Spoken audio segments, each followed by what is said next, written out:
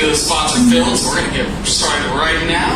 First up, we have Natalie. I know you could take name down number 3, but no one took 1 or 2, so a little bit of encouragement for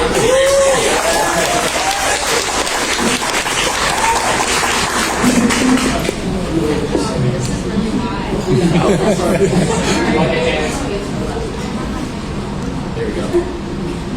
That's like when you want to look like a pro, you just like find a thing to twist and then. So I have one poem to share tonight. It's called Berry Juice, and it's about growing up. I woke up far away this morning. I woke up far away from you this morning, and this is called growing up. This is called freshman 15. Watch as I get fat on opportunities that passed you by. Gave you whiplash as I toyed with your green bean hair. Watch as I cannot fit into my jeans anymore. Watch as I projectile vomit all over your business shoes. Watch as I swallow the rest because I am just that desperate to be filled by something. And this is called growing up. I am made of you, or did you not know? I am what you made of me. I have only ever been what you passed down to me. Take my puzzle piece flesh and watch how it fits into you. Take my heart and watch how it beats after yours. I do not recognize my childhood bedroom. I do not recognize my hometown. I do not recognize my mother. Sometimes when I look in the mirror, a child is staring back at me.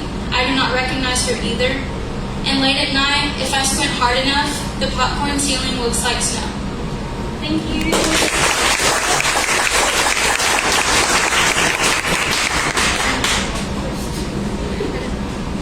Natalie starting us off strong. Thank you so much. Next up, we have Mario.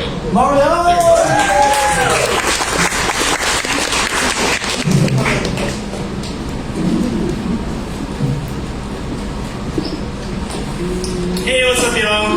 How's everybody doing? Good, good. I have 2 poems. One is a little shorter, and the other is a little bit longer. So yeah, here we go.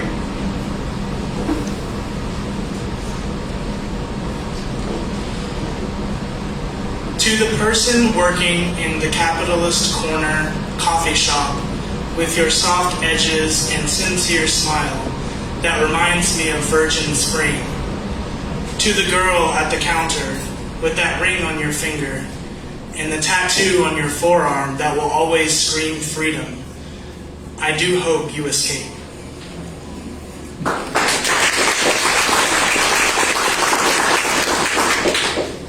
Okay. Let me find this other one. Cool. I guess that was kind of like a Bukowski moment.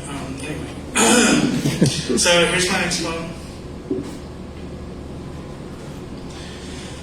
Walking along the beach side of my mind is a stroll I take quite often. As I wander, I stumble upon a brown box sealed up tight with tape all around the bulged edges.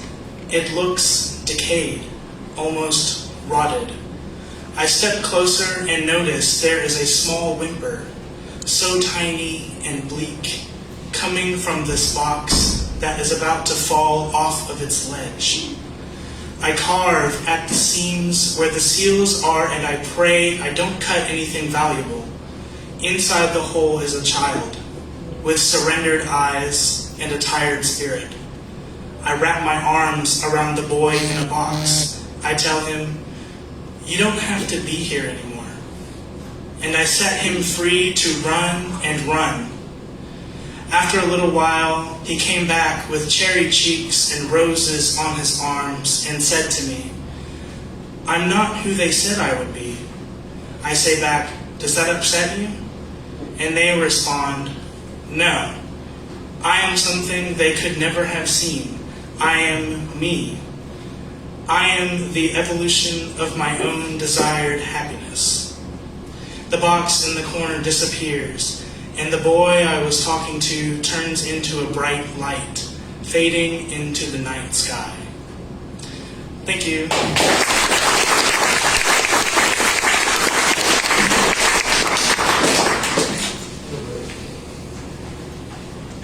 Thank you, Mario. And thank you also to Straight to Ale for hosting this. They've been really great to us, so please, absolutely. Please remember to tip your bartender. They're working back hard, keeping us happy, and they're keeping me happy. Next up, we have Grant.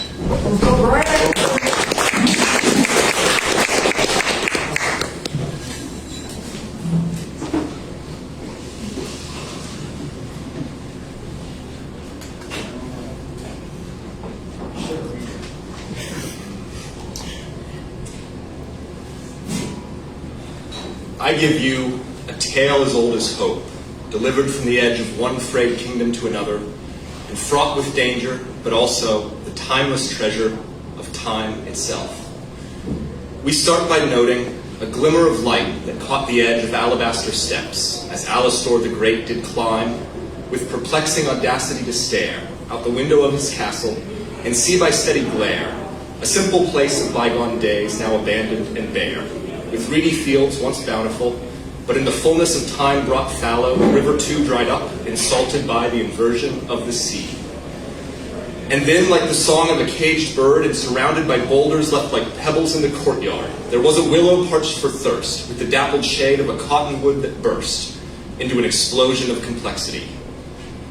Whereupon the elder king, who dreamt of the resurrection of his land, and the poet, who lived there too, according to Hess, God bless, together they may land glancing blows against an opponent, just a shiftless form of prose, against a caucus of dreamlike flows, wearing threadbare clothes and with slack jaws of grim determination. At the end of the world they met the cacophony of the silent close. As if to belay the touch of love, my kindness risen like the bread, still rising towards uncertain means. When in doubt of truth or lies, the benefit of longing.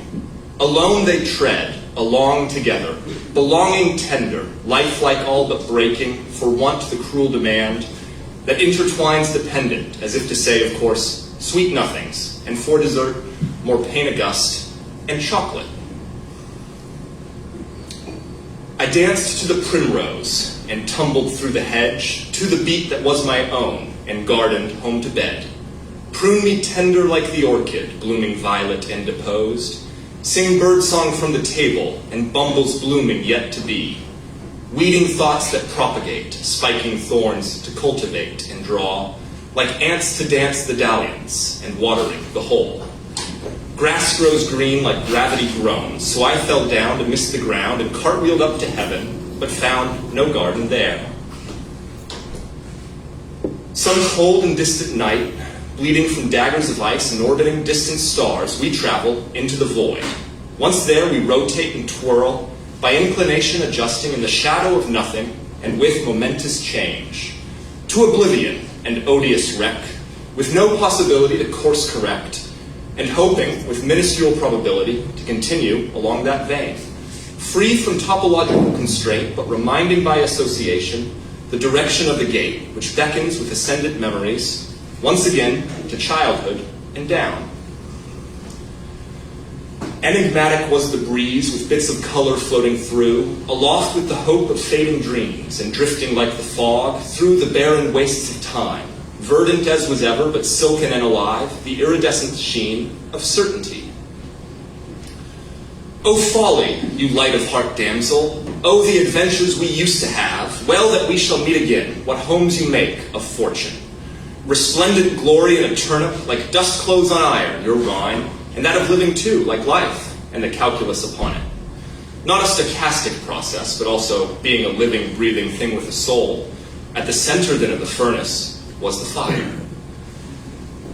I remember now so well that time when one world gave way to another, and ancient ruins met the most verdant lands. When I returned in truth to the oldest home that I can remember, an old stone house in front a loop of grass near by the bay, with virgin woods behind and secrets hiding deep between the plums. That housing, those quarters, was much as I knew it then, before I learned to swing and had not yet dared to fly. But from the sky I wept at change. That grand stone house of my childhood, with stepping stones paved in front and putrid sickness in the grass, but the green of the lawn was gone, the The field lay fallow, the very rocks themselves seemed bare and broken, nothing left but a facade wrapped in a flag and claiming justice, but dispensing only fading scraps. We cannot return to our childhood homes. That land has long since been scoured to dirt, just as the blood of the faithful has long fertilized all holy lands. And there, in memories, grow the most beautiful roses. I remember the library at Ephesus. What remains is a glorious and beautiful facade, with streets carved out and walls abutting the fascia of history. Not in Athens, but in Tennessee, I saw the Acropolis, the Parthenon, although they bombed the guidestones and the churches. Crawl through the tunnels of Cyprus with me, near the Aegean, underneath the theaters, open to the air, and carved into the hillside on the Turkish side. Come up the stage of the Hellenistic amphitheater and sing your song with me. Oh, what for the theaters and the Colosseums, the Turkish theaters, the Roman theaters, the Greek theaters, the theaters of Sophocles. The theaters of my childhood were of Homer, and my playgrounds were the temples of the gods. Without knowing, I walked right through the center of the labyrinth and through the cities buried underground. Thank you.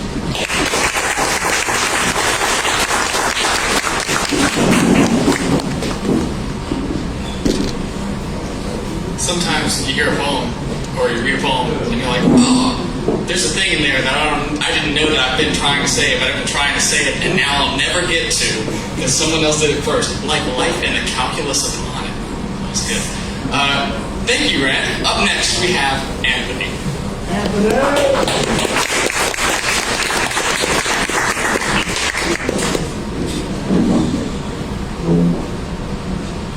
Man, I don't know why y'all got me going after that thesaurus over here, but I'm excited to be here with y'all. It's my first time performing.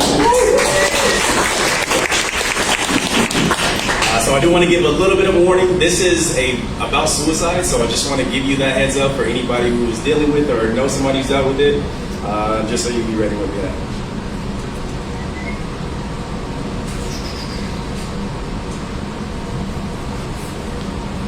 Hi, it's me. Probably the last person you expected to get this message from, but I've really been wrestling with this idea for weeks, and I think today is the day in which I get the job done. You see, this forced isolation had me flirting with suicidal ideation, and I think the allure just became too great. So if you're getting this message, please know that I love you with all of my heart, but a response from you might be just a bit too late. Now, they say the cliche that you don't know what you're missing until it's gone, but I argue that you don't know what you're missing until you're looking at somebody else's plate. And yes, the sweet taste of the bitter truth is that those born with a silver spoon are better equipped to dig for gold. But don't think that they have an easy road. You see, more oftentimes than not, we all try to seek approval from the wrong in-group. Through society, we're messing around and feeling like stupid kid, afraid to leave the stool. Tell you that you're too fat, you're too short, you're too ugly, that you're always wrong, that you can write out all your laments in a rhyme or a song, but it doesn't matter because nobody cares. When you need them, nobody's there. And being left alone with my insecurity has to be my biggest fear to me. So I started with my arm. And I made these horizontal incisions until I saw visions of pure bliss and ecstasy. And the whole time I'm thinking that all this could be prevented if I had just one person standing next to me, being as though I feel alone in this hellhole. I feel like it needs to be a pain that I can control. So yes, I'm still standing, but this life I can't stand it because the only thing that makes sense to me is this knife. The moment I think about death is the moment that I'm most in tune with my life. So it's these thoughts of suicide that coincide with the feelings that I have inside. I just want to take a bullet through my head and blow out all the crazy thoughts that I have in my mind. So I reach for the knife, I put it between my eyes, and it's crazy because in this moment I feel so alive. Now death is so close that I can literally speak it into existence. So I take the gun to my tongue and my body starts to resist it, telling me all the things, death is so close that I can literally speak it into existence. So I take the gun to my tongue and my body starts to resist it. And I hear a noise like rushing water that drowns out my surroundings to only amplify the voices in my head. And playing on a continuous loop are all the things that I wish that somebody would have said, like I haven't seen you in a while. Where have you been? Let's grab some food. Let's get a lift in. Let's hit the gym. All those voices are getting so loud I can't even focus. I just want to start my counting with my entire chest. So I just yell out 10. 10 for the more times in which I felt rejection over genuine connection. 9 for the gun that's on my tongue, a breath hotter than the lead that feels it like I just ate. The vision of heaven is getting clearer. It beckons something I can feel, maybe even experience in about 7 seconds. 6, just 6 pounds of pressure on this 1911 SIG. Just 6 inches down and I blow my brains out and that's it. 6, wait. If I triple the 6, does that mean I'm going to the other place? Actually, why did I stop coming down in the first place? Am I that much of a fuck up, or is that just an omen? Like, even if I left it up to chances, I showcase where I'm going. I know that I can't escape death, but it comes in threes. It's where past, present, and future converge at some T to create some sort of an unholy trinity. Shit, I'm losing count, but that's 5 metaphors for 3, which only leads me to wonder if God has room, because I need to make a reservation for 1.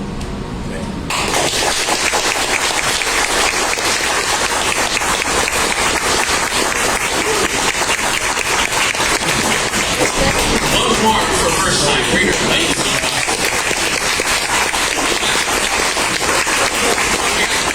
And then I stood up, I was a little bit lightheaded. I was like, whoa, you bounced myself for a second. Man, I love that people feel comfortable being vulnerable in this space, and especially for it being your first time. You don't know that everyone's going to be welcoming, so that's some bravery. Thank you. Thank you. We're proud to have you here. Next up, we have Kiera.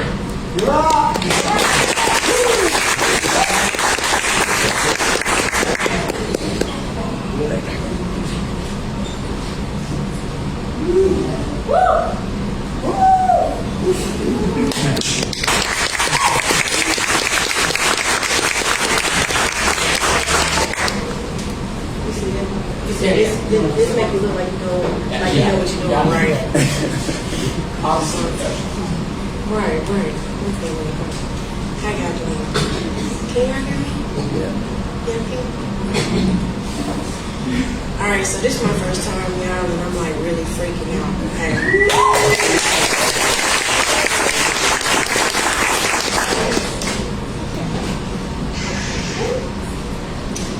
All right. So.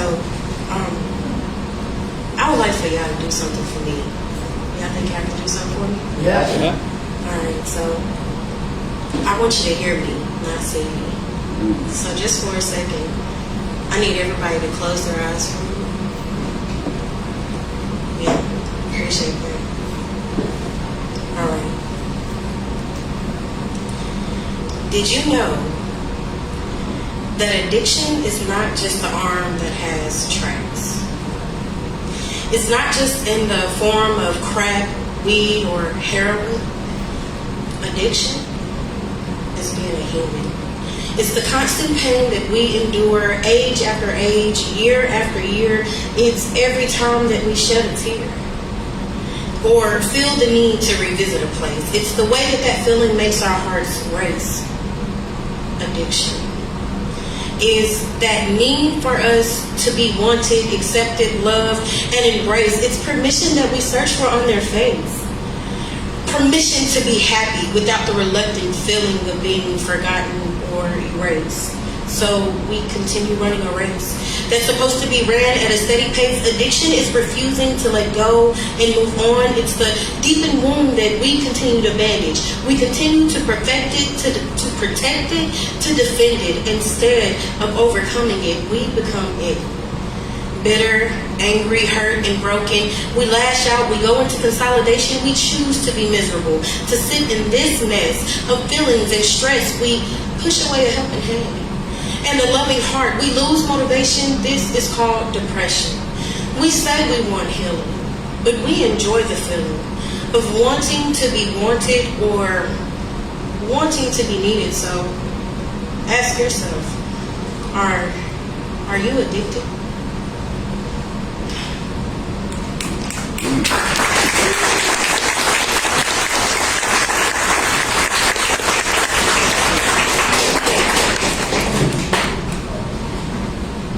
Once again, for another first-time reader, thank you so much. I didn't even know my eyes were so closed. I was like, usually I'm like looking at body language to know if it's time to clap or not. So I was like, can I clap now? One second, I gotta look at my list again. Okay, I know who's next. But before I tell you that, let me remind you guys, or maybe you don't know yet, we are a non-profit. That means we don't profit. So we keep going based on what you guys bring to us. Now, the first thing you need to do is tip your bartender. If you get anything from the bartender, tip them first. But if you got $1 or $2 left over, there's a jar right there or a canister with some nice geese on it. You can feed those geese $1 and they'd be really happy about it. Next up, we have Sarah.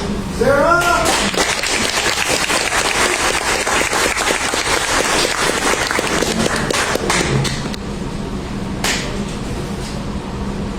Hello, everybody. My name is Sarah. This is only my my second time reading here, actually.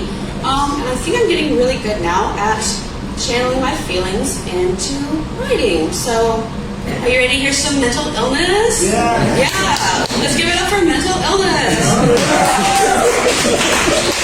Okay, I've got 3 short ones. So here we go. This first poem is called Marmalade.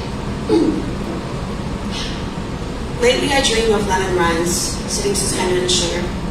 Golden sunlight filtering through the bay window and landing on the green walls, teasing a tantalizing glimpse of the dew on the grass. White, puffy clouds as far as I can see. I dream of my own paintings on the walls, throw pillows on the couch that tie the room together. I dream of one large bed with many blankets, enough room for the dog to sleep between us.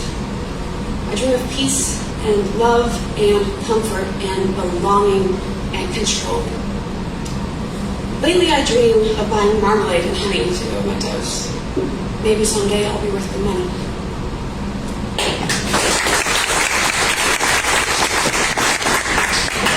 The second one is called Christmas Morning, which is super promising because I just had mental illness, right? Okay. In my heart, I'm still 8 years old on Christmas morning. Wake up, wake up, wake up, so we can start the day. It's slipping by. And it's supposed to be special. Wake up, so we can start the day. Please? And unlike myself at 8 years old, I have the experience of being told a million times, later, you have to wait. Stay in your room until we get up.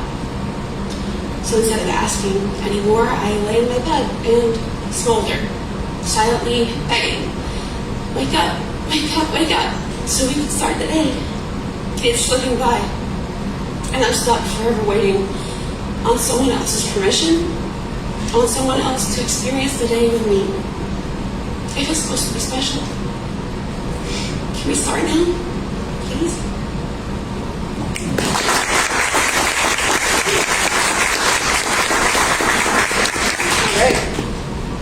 This one I wrote in a frenzy at like 6 a.m. when I couldn't sleep.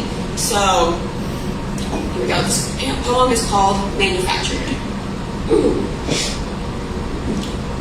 Land of the free, home of the brave.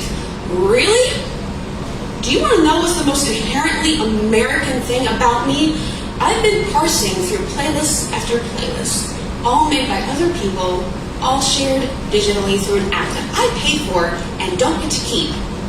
Looking for songs that make me think of mornings and birds and sunrise. Constantly unsatisfied with what I find because what I really want is manufactured sunshine. And the kicker is that that's not as bad as it gets, because not only do I crave that peace and stability enough to be willing to buy it, but I also expect it to be available to me just because I want it. How fucking patriotic am I? We want to rebel against unjust and diseased systems, but I genuinely don't know that any of us alive today can survive without it. Not if you were raised in it. If we didn't have the world delivered to us at our fingertips every moment of the day, I think society would collapse. When it comes down to it, they've ingrained this on us so thoroughly that there will never be enough of us willing to give up consumerism and convenience to get rid of it. And we all want to think that we're above it, that we're different from the masses enslaved to the system. I did, but I've been trying to buy manufactured sunshine. There's no happy ending to this poem. I'm sorry, there's not. There's no happy ending. Thank you.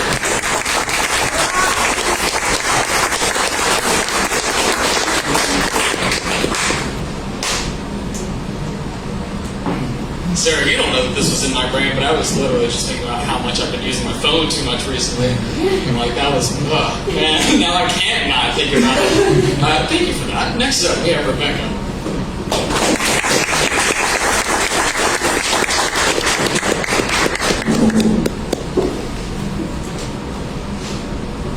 Okay, also a first timer. This is sort of a journal entry. Can you hear me? Yeah. Yeah? Okay. In the winter of 2016, I was reeling from the election, from the vision of all those Republican women who appeared at political events on television, smiling like assassins, dressed to satisfy particularly invasive male gaze in their tight and practically pale sheath dresses, every surface buffed and polished. Neither they nor the men they stood by and supported were calling out the infamous pussy grab. It seemed not to matter. Perhaps they thought they were safe in their youth and good looks. Perhaps that was the price they had paid. They had been found desirable and were safeguarded in private jets and large vehicles in exchange for claiming these men would take care of us all. Why were they smiling? Why weren't they angry too? It is not permissible to be grabbed, but they seem to indicate that it is. I was turning 50, and I wanted to enter this new age with the dignity and on my own terms. I didn't want to cling to some notion of beauty or youth. I got rid of all my uncomfortable shoes and padded underwire bras. I still remember the thrill of my first heels in middle school, but by the time I'd reached an age when it was appropriate to wear them, I didn't want to. I was going to own 50, not feel diminished by it. I wanted to renounce those trappings of femininity that I had attempted, endured, failed to pull off over the years, and embrace whatever I would be in this next phase of my life, this late middle age or early old age or whatever 50 meant. I clipped a recipe from a magazine, and on the back was a picture of a woman with extremely short hair, and I thought I could be her, this woman with a crew cut, but I knew I didn't have the face to pull it off without looking too severe or like a gawky boy or worse, a sad old man. I was a veteran of two very bad short haircuts, one at 15, the other at 22, but maybe this time would be different. I wanted the sharpness, the angularity, the confidence of shedding vanity. I thought about the weight of everything, the hair, possessions, t-shirts I never wore but that held sentimental value, the expectations. I wanted to feel free of it, to take bags of clothing out of the house and heavy hanks of hair fall onto the floor. It wasn't a bad haircut, but it didn't look like me. It wasn't the cleaner, lighter, fiercer me I had in mind, but I was stripping away what I didn't need. What I needed was to find my voice, to say, I'm 50 and I still exist because there's more to existing than being perceived as attractive. We had elected a government that didn't see us, no matter how attractive we were, as worthy of being heard. I went to the Women's March in Washington with my cousin and her friend and our 3 teenage girls because we had to say something, and it seemed we couldn't say it here in the South. They had room in the car, and we were all so angry, incredulous, grieving.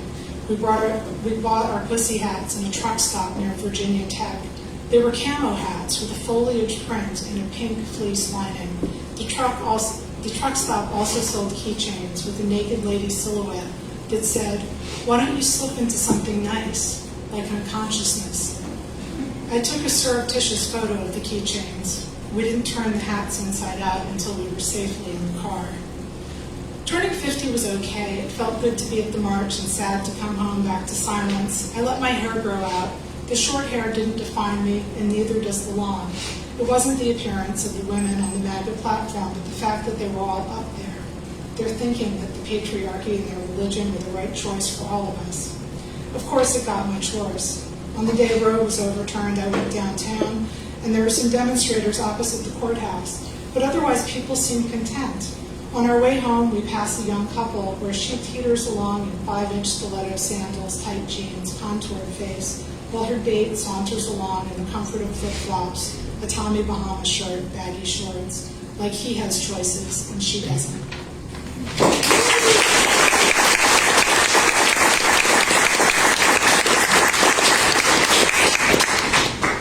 Once again, for a first-time reader, please. First-time reader hosts in here, man. And the room is super full. I know not everyone here knows this. We slowed down a lot during COVID. We were all online, so to be in this room and it's so full like it is, and we've constantly got first-timers coming up again. It's really nice. Happy you guys are here. Up next, we have Timothy.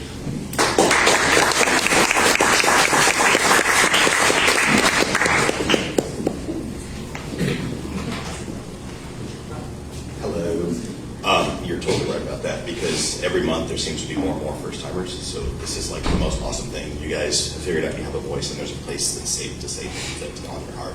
And Anthony, fucking amazing. It was a really, really great piece. Thank you so much. So I do writing prompts. It kind of helps me sort myself out. I used to just kind of do, poetry pieces, but now I've sort of, I guess, graduated to that, if that makes any sense whatsoever.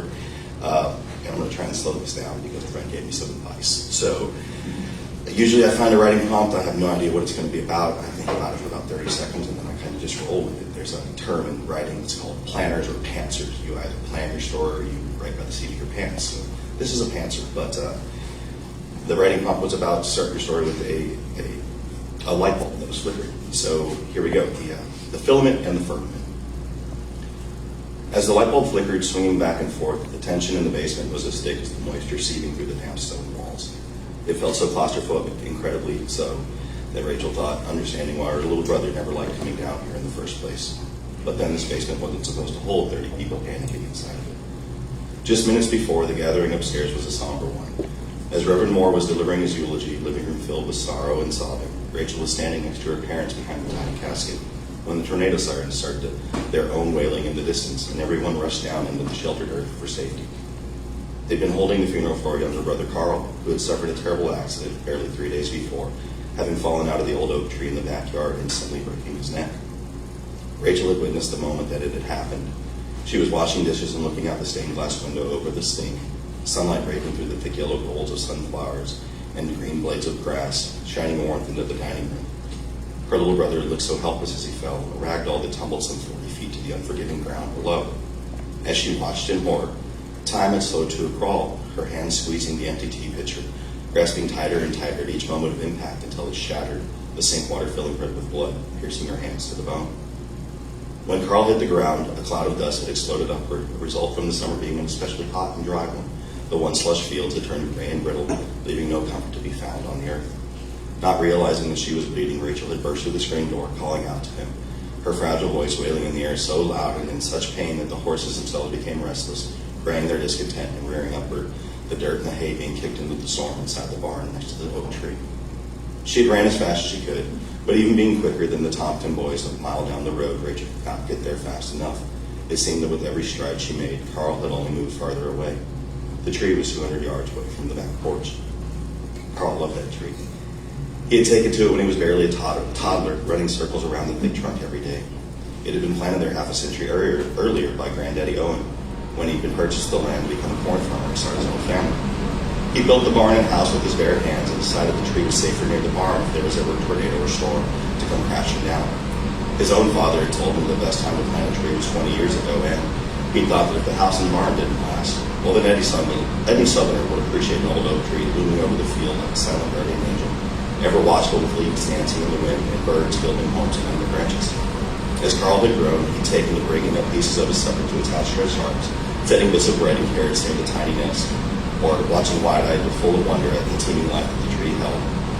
Squirrels would scurry up to his open hand, taking pieces of corn each day about the ear, bringing a piece of mother's 11-pound cake from a specially sweet treat. Carl would squeal in delight on the days when they would sit in his lap in his faded overalls, pouring out pieces of water for them to hold and drink. He teased him to be one, and he had even quite adept at climbing. If he could, he would have lived in that tree, but refused a treehouse every time Daddy had suggested one. It ain't right to build a house on a tree, Daddy, he'd say.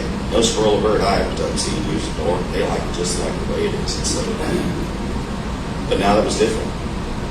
His tiny body lay on the cold ground, bones piercing through his Sunday church clothes, legs twisted and bent in such a way that Rachel wasn't sure he would walk again if he'd survive. His white cotton dress shirt was soaked through with sweat and deep reds, organs hemorrhaging from underneath, absorbing the blood like a ravenous beast until no life was remaining. Rachel, he gasped as she cradled him under her arms. She knew that he was going to die, and she was all alone.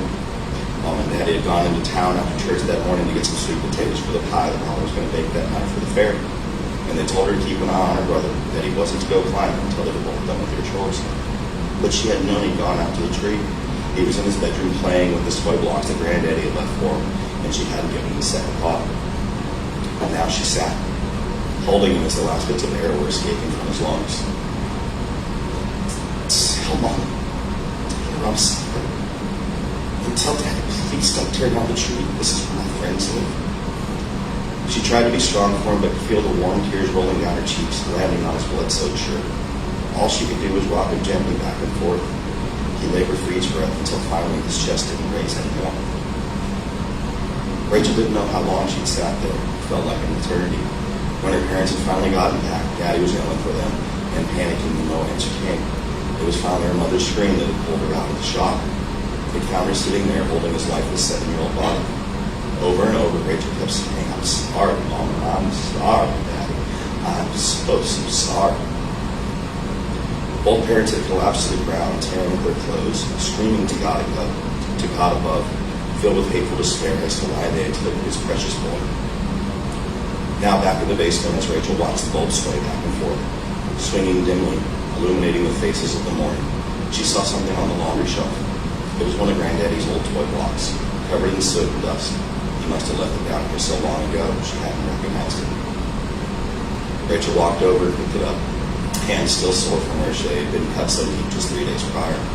While all the adults were staring out the basement window trying to see which direction the storm was coming from, Rachel walked upstairs to where Carl lay.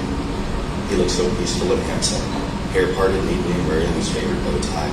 His toy blocks had worn the casket, and she leaned over to kiss his forehead. Then she ran out the back door as fast as she could to the oak tree. Falling to her knees, the winds became more powerful, and she began to dig a hole in the ground at its base, hands now bleeding once more from broken stitches covered with black earth. And she whispered, "I won't let Daddy tell you, Junior. I'll tell your friends where you went, and then you'll be waiting for them. And I'll come visit you every day, and I'll make sure that they all stay fed." Right then, the heavens opened up, and the rain came falling down for the first time in months. It seemed even God was crying, Rachel thought, as she gently placed his toy block in the hole and covered it up. Carl would want that. She knew he would. She placed a sweet kiss on the tree as if it were her own little brother, and would go on to visit every day, just as she said she would. When she was fully grown, she would make the annual trip to Carl's birthday visit, until she too finally was buried under attached rest homes, the old oak tree watching over her brother and sister forever.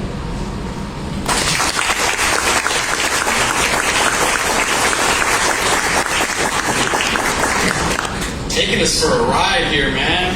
I was like, oh, here's going to be another poem. And then you never know what you're going to get in this mic. It's the poetest mic in town. Thank you, man. I write it in there. I enjoy it. Up next, we have Jared.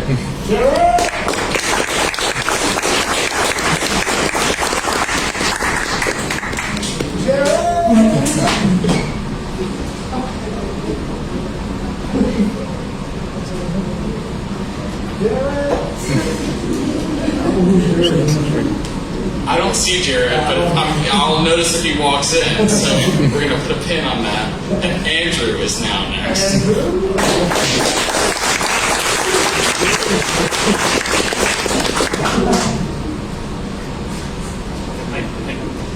Okay, this is just a few entries, verses from my journal, and it's about my first tattoo ever, just like a little. Okay, this is both entry 26, verses 1 through 3. Day 2 with a tattoo.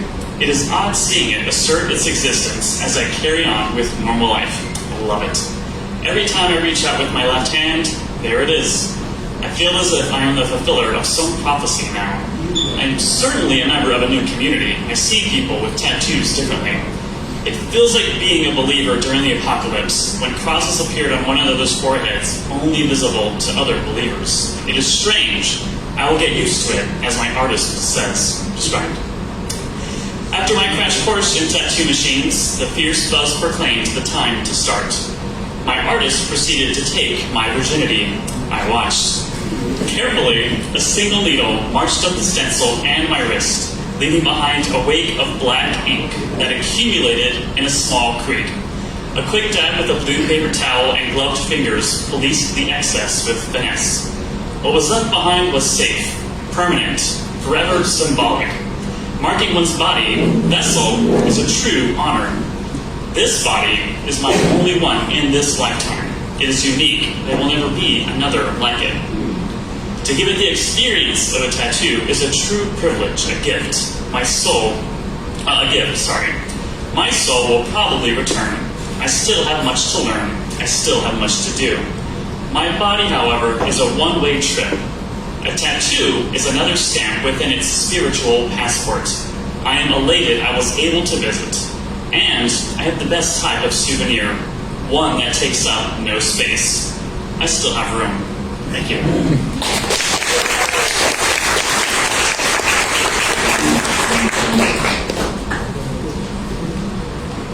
Thank you, Andrew. Yeah, first tattoo is a surreal experience. You just notice it every now and then. You're like, oh, you're there. Yeah, anyway. So I mentioned that I'm excited about how many first-time readers we have. Andrew's very much not a first-time reader. Been very frequent. Why are you apologizing? How dare you? So this is just to say, we have this lovely cart behind us that has all sorts of goods and goodies, and a lot of people who've read tonight have poems published in our anthology. And if you read any time in this year, you can get your poems published in our anthology. It's kind of like our yearbook, really cool thing. But if you want to read through them sometime, we got them for sale up here. They're how many simple dollars? 12 simple dollars. That's how many there are. I know because I looked at the sign. I have to look at my list, and I talked too long. Up next, we have Yanni.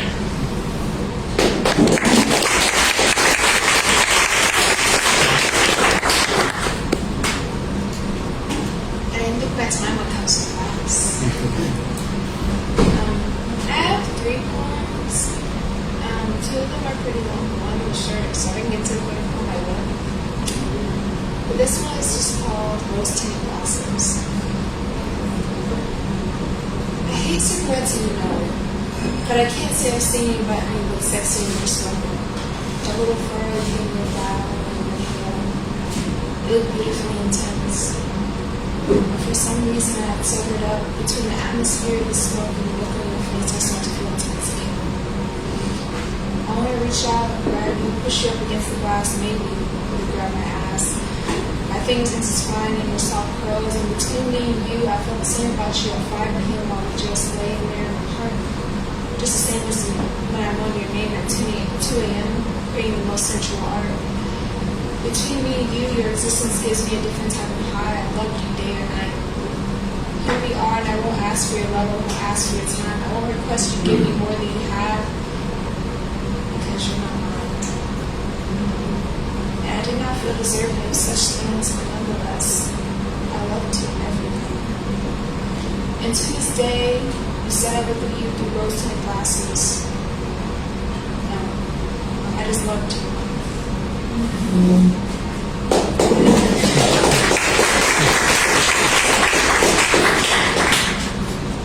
And this one is Days May Pass. Earbuds in, closing my eyes, I'm sent to back then. The lines of She's Mine travel back in time. To days in the quad, stop him from drowning his mind, or maybe I thought of him. It was the days of slingshot. When you spun about singing and dancing, it was fun, no doubt. Next song on the playlist, I Choose You. We were all a bit dysfunctional, a bit of a dysfunctional family group. We didn't know how the tables would turn and shift, bittersweet memories of days I missed. I spoke to Steve Universe, the show we all knew, and each battle we sing as a crew. I couldn't tell you of the name of a particular piece. I just know he said, shoot him down south, and he got jumping around on bad knees. You're always singing, out of breath, last came flowing from our chest. Send me back to those days, please. No, actually, not really. Today is D&D. Who's got control of the playlist? A million songs added to the queue while we waited. This playlist has no direction. The genre is nostalgia. My eyes open. I find myself in the present day. Those days are gone. I have left each of your songs, your laughs, cries, and hard times. Look back in the past, just like the playlist. Things must end, and thank you for those days back then.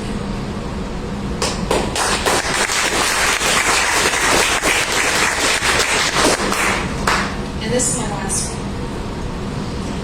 In the morning I died, only to be revived in the evening. The mystery of the night, how it kept me alive. And maybe because in the daytime no one can admit their affection to me. But only in a dream do they tell me, because I am simple just like the sea.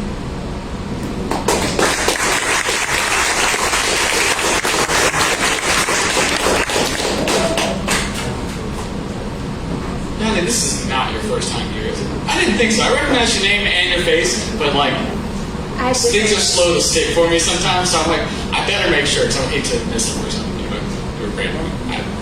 Thank you. Up next, wait, before that, I have a couple more things I need to mention. I'm running out of space on the list. First thing is that I'm running out of space on the list. There are 2 more spots there, so if you feel bold, if you've been inspired by some stuff you've heard, and you want to get up here and do this yourself, there's 2 more names on the list. Sneak over here and say something to me, and I'll slip you in there. But up next, we have Daniel.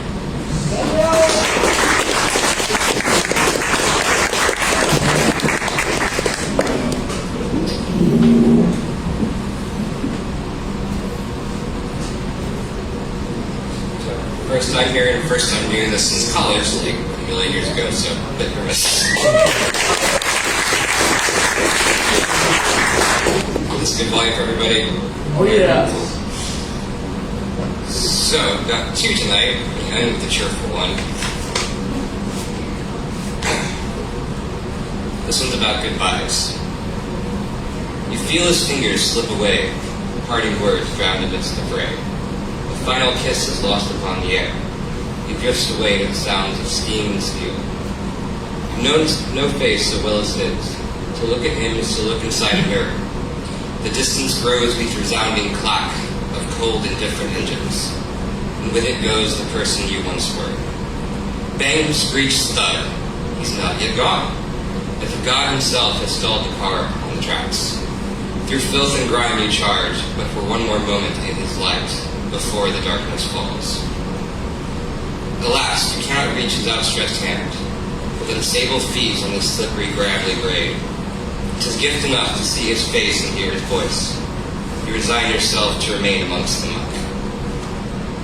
You start to speak, professing your clang, word, boom, boom, boom. The engineer's efforts have marred the moment. But what are words but noise, like a truth within our eyes? Huh? What? Where did he go? Your eyes return your gaze through chipped and faded glass. Perhaps you sat here long enough. After some rest, you resolve to return. Shared family meals remain unchanged, save for rusty grates replacing old familiar tables. Without a TV's drone to fill the evening silence, workers' labors provide a most amusing program. And so this routine repeats. Hours, days, weeks, all blend together. Life is not the same, nor all too different. Feeble smiles hiding, well, frankly nothing. Ça raison d'être et sur le train. You spy a wretched bulbous bug, with milky eyes writhing on the ground. Stretching out your hand to set her right, a snake appears laying waste to her in just one bite. Lurching back, you cry for help, only to see at last that he is the one.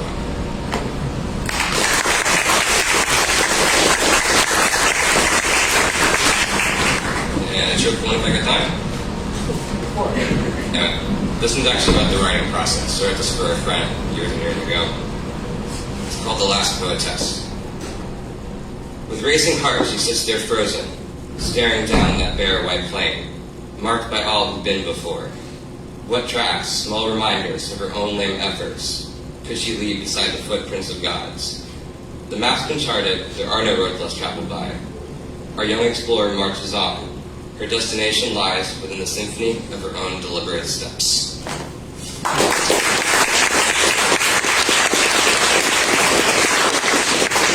One more for first time reader. And not one of you have sounded nervous despite saying you are nervous, so you guys are great. I remember, I think my first time doing this was like 6 years ago or something. My hands were visibly shaking, and I was like, but you guys are clearly more confident than I am. Has Jared re-entered the room? I don't see him. I'm a little disappointed. I like seeing Jared. It's okay. Up next, William.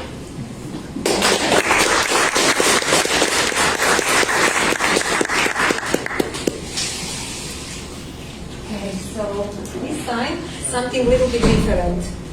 Instead of my poetry, I am thinking to share with you poetry of poets from different countries in their native language. So now bear with me, English is not even my second language, but I'm going to try to say these poems in the original languages, so I'm definitely going to have accent as I'm having in English. I'll try to do my best, and I would like the audience to feel in original language, then I'm going to say it in translation. There are 4 poems and 4 different poets, and we'll start with Jacques Prévert from France, who was a poet of 20th century, mostly, and one of the poets that I admire greatly. My grandpa admired him as well. So the first poem is Alisande, and that's a city in Spain. So, une orange sur la table, ta robe sur le tapis, et toi dans mon lit, d'où présence de présent, fraîcheur de la nuit, chaleur de ma vie. And in translation, an orange on the table, your dress on the carpet, and you in my bed. Sweet presence of the present, freshness of night, warmth of my life. So that's the first one. The second one is not greatly known poet here probably. It's a Russian poet, Andrei Voznesensky. And the poem is one that I ran while reading some of his, this is from my back high school time, reading one of his little books and always finding his poetry to be more about other poets, more about laments, more about dedications, and then I ran into a poem that really took me, like, I repeat it to myself on a daily basis. I love it so much, but I don't know why. The poem is called Romansa. Запомнит этот миг и молодой шиповник, и на твоих плечах прививкой от него. Я вечный твой поэт, и вечный твой любовник, и больше ничего, и больше ничего. Запомнить этот мир никак го можешь вспомнить, а через 1000 лет и больше того ты скрикнешь, в тебя царапнется шиповник, и больше ничего, и больше ничего.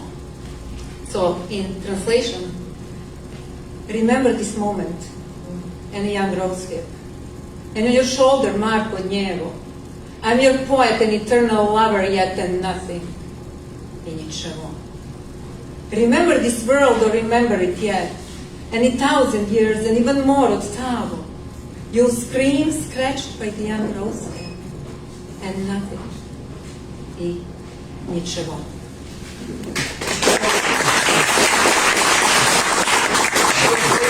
Obviously, I said those songs to myself, poems to myself many times.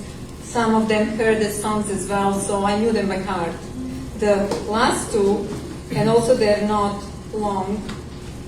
One is, of course, poet also of 20th century, Pablo Neruda, and one of our poems that I like the most, Es la mañana llena. Es la mañana llena de tempestad en el corazón del verano. Como pañuelos blancos de adiós viajan las nubes. El viento los sacude con sus viajeras manos. Innumerable corazón del viento latiendo sobre nuestro silencio enamorado. Zumbando entre los árboles, orquesta y divino. Como una lengua llena de guerras y de cantos. Viento que lleva un rápido robo a la hojarasca y desvía las flechas latientes de los pájaros. Viento que la deriva en olas sin espuma y sustancias sin peso y fuegos inclinados. Se rompe y se sumerge su volumen de besos, combatido en la puerta del viento del verano. So, for those who don't know Spanish, I probably know that most of you could be bilingual Spanish speakers. I don't know, I find that in the United States, Spanish and English are kind of very well represented. And if you are studying literature or poetry, maybe from other countries, maybe some other languages as well, but in translation, the morning is full. The morning is full of storm in the heart of summer. The clouds travel like white handkerchiefs of goodbye. The wind traveling, waving them in its hands. The numberless heart of the wind beating above our loving silence. Orchestral and divine, resounding among the trees like a language full of words and songs. Wind that bears up the dead leaves with a quick ray and deflects the pulsing arrows of the birds. Wind that topples her in a wave without spray and substance without weight and leaving fires. Her mass of kisses breaks and sings, a sail in the door of the summer wind. So, another thing to share is these are the two first books when I came to United States in '91 that I bought bilingual, so that I can read in the original language and then also kind of see the English translation. And the last one, and maybe the most, something that I hold the most dear to my heart, are Rilke's Sonnets to Orpheus. And one of them is really particularly kind of one that I maybe relate to. Rilke, if you don't know, he was the German poet of late 19th century and early 20th century, so probably, I don't know whether he passed away in 1940s or around that time, not sure, but his sonnets are having a strong metaphysical, spiritual dimension, philosophical as well, and still written in that beautiful sonetic melody. So, the second sonnet to Orpheus. So we then, I'm sorry, I think I have a wrong poem. There we go. Und fast ein Mädchen war so ein Gingerrohr, aus diesem einigen Glück von Sang und Leier, und glanzte klar durch ihre Frühlingsschleier, und machte sich ein Bett in meinem Ohr, und schlief in mir, und alles war ich lang. Die Bäume, die ich hier bewundert, diese Vögelfernen, die gefüllte Wiese und jedes Staunen, das mich selbst betraf. Sie schlief die Welt. Singender Gott, wie hast du sie vollendet, dass sie nicht begehrt, erst wach zu sein? Sie erstand und schlief. Wo ist ihr Tod? O wirst du dies Motiv erfinden noch, wenn sich dein Lied verzerrte? Wo singt sie ihm aus mir? Ein Mädchen fast. And in translation, and it was almost a girl. And it was almost a girl who, stepping from a single harmony of song and lyre, glowed clearly through her veils of spring, and made herself a bed inside my ear, and slept in me. And all things were her sleep. The trees holding me in wonder, and those feelable distances and felt meadows, and every mystery falling in me deep. She slept the world. And how did you perfect her singing God, so that she didn't crave to come away? See, she stood up and slept. Where is her death? Won't you invent a ghostly theme before your song drops in a grave? Where has she vanished to? A girl, almost. Thank you.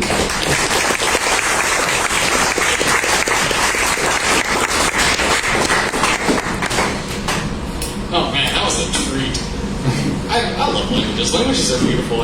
As a speaker of none of those languages, I really appreciate that. Like when you hear a poem in a language you don't speak, it cuts away the pesky meaning of everything. You just hear the music. Exactly. That was the point. But I didn't want to leave you guys without translation. No, I appreciate that too. The meaning was also beautiful, but it was good to be able to have like both pieces. That's actually our last reader, but I timed myself very poorly, and there's another thing I need to tell you about before I let you go, so I'm going to hold you hostage for just a second. Well, I'll tell you about membership. If you've enjoyed what you've done here tonight, what you've seen, and you want more of it, well, we have a sort of a membership program for 25 cents a dollar. You get access to member meetups, our Discord server, member workshops. You get to hear what's going on at the board when we do our board meetings and talk about the future out loud. So, you know, if that's something you're interested in, wait. You also get a physical thing. Sorry, I'm a very scatterbrained person. You get this nice mug right here. It's a good mug. I got one of these at home. Use it a lot. You keep your hot's hot, your cold's cold, and lids so you won't spill it on yourself. It's handy to have. Anyway, that's all we have tonight. Thank you so much for coming out. We're going to be up here. We'll be manning emergency if you want anything from up here. And feel free to stick around for a second, say hey to somebody, tell somebody you like their work. We've got a nice little community here, so enjoy it. Y'all have a great night.